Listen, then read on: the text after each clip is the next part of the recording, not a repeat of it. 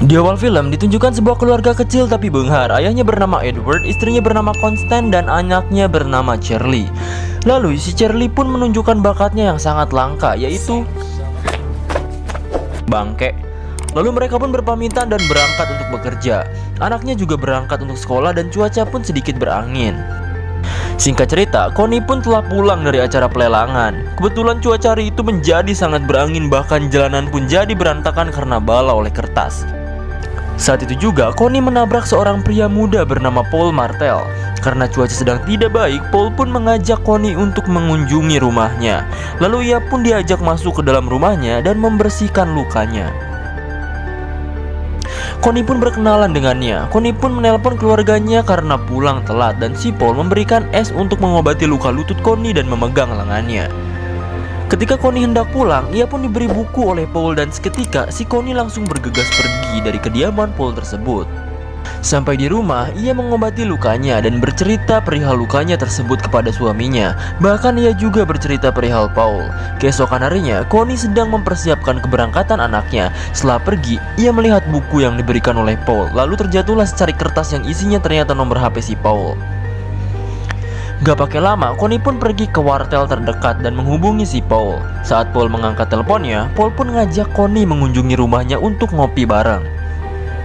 Walaupun dilanda keraguan, Connie pun akhirnya ke rumah si Paul. Saat setelah di rumahnya, Paul pun menyambutnya dengan baik dan membuatkan kopi. Saat Connie melihat-lihat buku, Paul pun meminta menutup matanya dan memegang lengan si Connie. Ia pun meraba-raba buku itu untuk dapat membacanya. Seketika Paul pun memegang lengan Connie, dan karena si Connie situasinya udah nggak enak, ia pun pergi. Singkat cerita, malam harinya Connie sedang ngumbah piring. Ia melamun dan membayangkan Paul. Padahal di sebelahnya ada suaminya, tapi dia malah bagu buaya dan tidak memperhatikannya. Keesokan harinya, Connie mengunjungi Paul lagi. Paul pun menyambutnya dengan baik lagi. Dikarenakan kebetulan si Paul lagi ngemusik, Paul pun ngajak dansa si Connie dan mereka pun berdansa. Connie pun mulai berani meraba-raba dada Paul dan mereka pun hendak berciuman. Tiba-tiba saja Connie berubah pikiran dan tidak bisa melanjutkannya. Lalu ia pun langsung pergi dari tempat itu. Paul hanya diam, tapi tak lama kemudian ia balik lagi karena mantelnya ketinggalan. Dan si Paul pun menarik dan menggendongnya. Connie hanya pasrah dan memeluknya. Singkat cerita, Connie pun telah pulang dari rumah Paul. Di kereta, ia memikirkan apa yang telah ia lakukan dengan Paul. Ia pun menangis dan menyesal karena telah bersetubuh dengannya. Dan ya, seperti yang kalian tahu, bahwa si Connie ini udah punya anak dan udah nikah juga. Malamnya, si Connie menghampiri suaminya yang lagi sibuk nyelesain pekerjaannya. Dan si Edward bertanya kepada Connie apakah ia mencintainya. Ia menjawab, ya jelas lah, masa iya? Masa enggak? Connie pun melihat-lihat koleksi pajangannya dan singkat cerita, Connie pun bisa menghabiskan waktu bersama keluarganya. Begitu juga dengan Paul. Ia juga makin sering teleponan sama Paul dan mengunjungi rumahnya untuk bergenjotan bersama tanpa diketahui keluarganya, terutama suaminya. Di salah satu malam, Connie sedang mandi. Lalu Edward pun datang untuk join mandi bareng. Dan si Edward ngajakin melakukan pergenjotan. Tapi si Connie menolak dan mengajak ke kamar untuk tidur. Bahkan beberapa kali Edward ngajak dan menciumnya, Connie benar-benar menolaknya dan meninggalkannya. Edward begitu sedih dan kecewa. Masa iya pemajikan aing gak mau ngelayanin aing anjing? Keesokan harinya, mereka sibuk seperti biasa. Edward merasa curiga kepada Connie. Ia melihat dress dan sepatu yang terlihat bagus sekali. Ia pun menanyakannya mau kemana sih. Connie menjawab bahwa ia akan pergi ke pelelangan. Edward pun menunggunya supaya pergi bareng.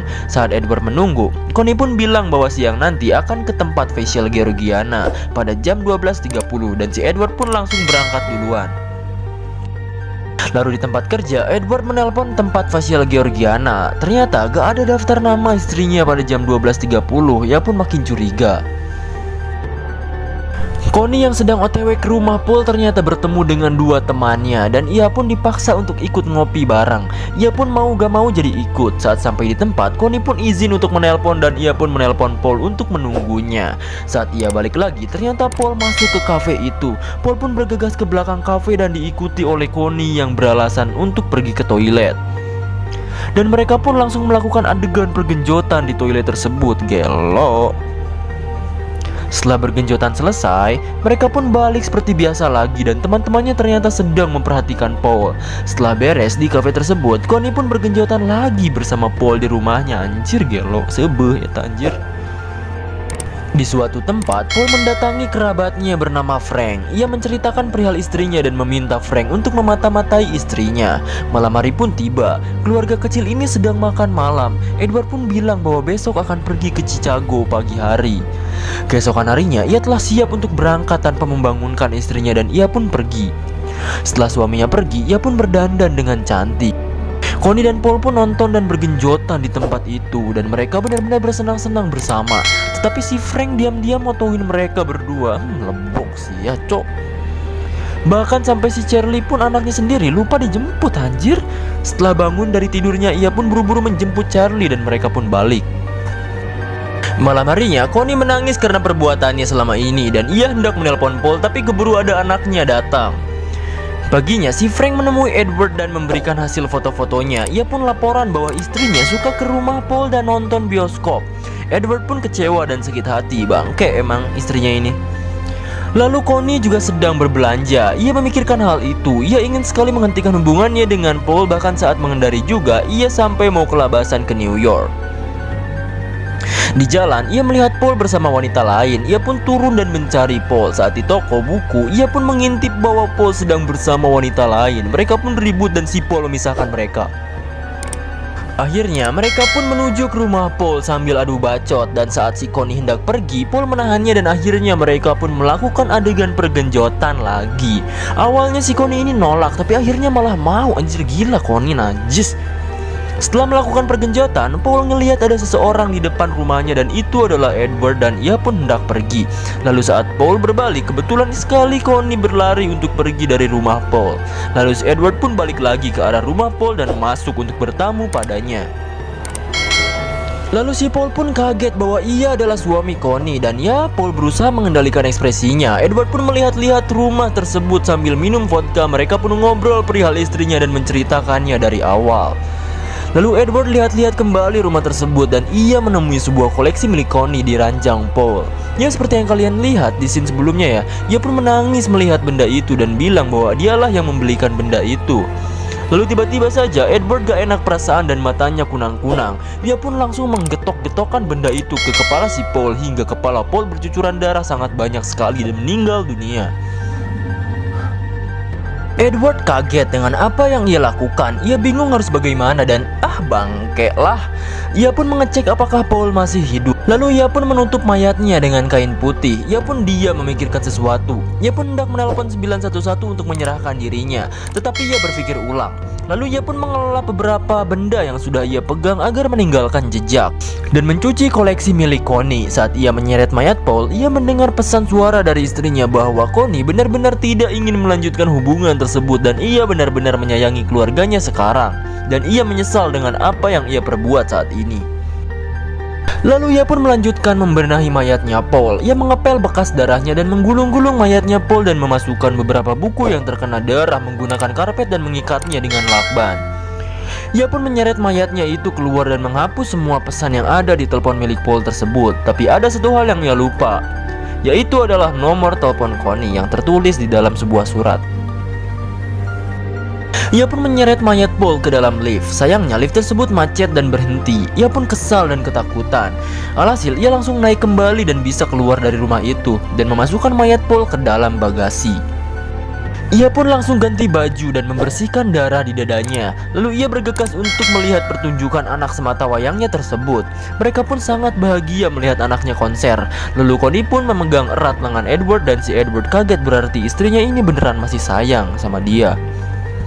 Saat hendak pulang dan di parkiran, mobil Ed bagasinya ditabrak oleh salah satu rekannya. Ia pun keluar dan berusaha menguncinya kembali. Sayangnya tidak bisa. Si rekannya ini ingin bertanggung jawab dan memeriksa bagasinya, tapi Edward menolak bahkan sampai membentaknya. Di malam hari yang gelap, ia menunggu istrinya tertidur pula. Setelah pulas, ia pun bergegas pergi ke tempat TPA dan membuang mayat Paul dan menguburnya dengan sampah di sekelilingnya.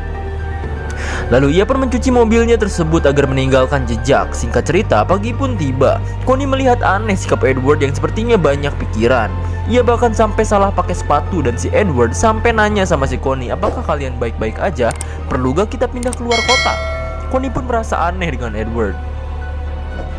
Edward pun pergi bekerja dan melamun ketakutan karena apa yang dia lakukan. Lalu di rumah Connie kedatangan tamu. Mereka berdua adalah detektif dan sedang menyelidiki kasus hilangnya Paul.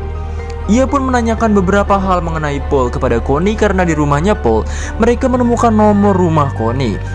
Kayaknya satu kesalahan yang fatal, Bapak Edward. Mereka pun pergi karena tidak mendapatkan apa-apa dari Connie. Lalu saat mereka makan siang, Connie pun berbicara pada Edward bahwa ada detektif yang ke rumahnya bahwa ada seseorang yang hilang. Edward pun menanyakan siapa yang hilang dan kenapa ke rumah. Connie hanya menjawab bahwa dia adalah penjual buku dan mungkin dia menyimpan nomorku saat aku membeli bukunya. Edward pun ketakutan. Di sini begitu juga dengan Connie karena harus menyembunyikan Paul dari Edward. Singkat cerita, keluarga Edward Sumner pun kedatangan keluarga besar untuk merayakan sesuatu. Lalu di TPA, pegawai di sana menemukan gumpalan seperti pocing dan ternyata itu adalah mayat Paul. Singkat cerita lagi nih, saat enak-enak nikmatin weekend bersama, para detektif pun datang lagi dan mereka mengobrol dan memberitahu bahwa mayat Paul telah ditemukan di TPA. Dan mereka pun menginterogasi Connie. Connie diberikan beberapa pertanyaan yang menjebak, tapi karena si detektif ini lagi-lagi gak mendapatkan apa-apa, jadinya mereka pulang lagi deh dan si Connie pun menangis. Singkat cerita, Connie sedang ada di laundryan. Ia menemukan foto-fotonya bersama almarhum Paul di mantel si Edward dan merasa aneh lalu sesak nafas. Di rumah, ia selalu menatap si Edward. Bisa disimpulkan bahwa Connie mencurigai suaminya lah yang membunuh Paul. Lalu saat ada beberapa teman Connie yang berkunjung dan ngaloprek koleksi si Connie, ia pun melihat koleksi yang ia berikan ke Paul ternyata ada di tempatnya. Kecurigaannya pun semakin tinggi dan si Edward juga menjadi gak enak hati dan sepertinya akan ada sesuatu yang gampang terjadi. Malam hari yang gelap, Connie menemui Edward yang lagi berdiri gak tahu ngapain. Ia pun menanyakan bahwa apakah anda yang membunuh Paul? Lalu si Edward pun membentak balik Connie bahwa sialah yang salah, kenapa malah selingkuh anjir. Lalu mereka pun pararea omong. Pagi harinya mereka menjalani hari seperti biasa, tapi dengan hati yang berbeda. Lalu Connie pun membuka wadah yang ada di gelas hiasan itu. Ternyata itu fotonya bersama Edward dan Charlie. Mereka pun saling menatap. Malamnya, Connie membakar semua fotonya dengan Paul. Awalnya Edward hendak menyerahkan diri ke polisi, tapi Connie melarangnya dan mereka pun sepakat untuk menyembunyikan hal ini dan menjalani hidupnya kembali seperti biasa. Ending dari film ini pun diakhiri dengan pembicaraan Connie dan Edward bahwa mereka merencanakan untuk pindah ke Meksiko untuk membuat lembaran baru dan mereka pun pelukan di depan kantor polisi. Ya walaupun sebenarnya cukup cerdas juga sih si Edward, jadi nggak ketahuan gitu.